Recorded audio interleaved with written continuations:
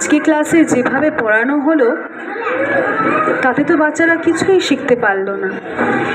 তাহলে অন্য একটা পদ্ধতি ব্যবহার করতে হবে যাতে বাচ্চারা ভালোভাবে মজা করে পড়াশুনো শিখতে পারে।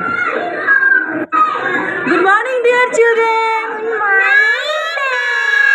কেমন আছো তোমরা? আজকে আমরা কি পড়বো বলো তো? অপোজিট ওয়ার্ডস, ঠিক আছে?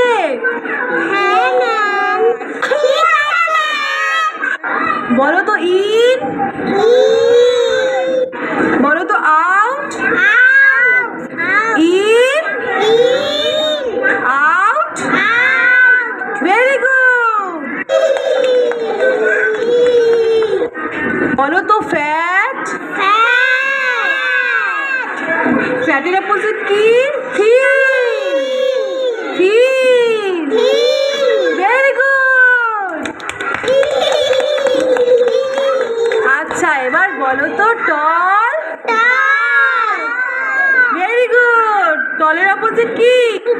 Short, very good.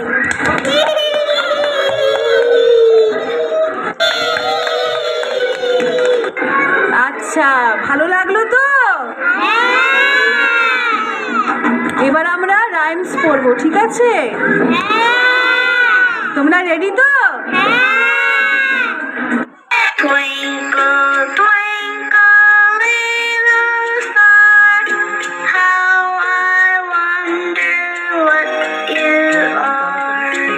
Up above the world so high, like a diamond in the sky. Twinkle, twinkle, little star, how I wonder what you are. আসলে কি বলুন তো, আমাদের এটা খেয়াল রাখতে হবে যে এডুকেশনটা যেন আমাদের বাচ্চাদের কাছে, শিশুদের কাছে চাপ সৃষ্টি না করে। তারা যেন নিজে থেকেই এডুকেশনটাকে গ্রহণ করে। সেজন্য কী করতে হবে? তাদেরকে জোর করে, বকা দিয়ে, প্রেশার ক্রিয়েট করে পড়াশুনো মাথায় ঢোকানো সম্ভবই না। ওদের মতন করে, ওদের মতো হয়ে আমাদের সেই এডুকেশনটা ওদের ভিতরে প্রবেশ করাতে হবে, জ্ঞানের আলো জ্বালাতে হবে।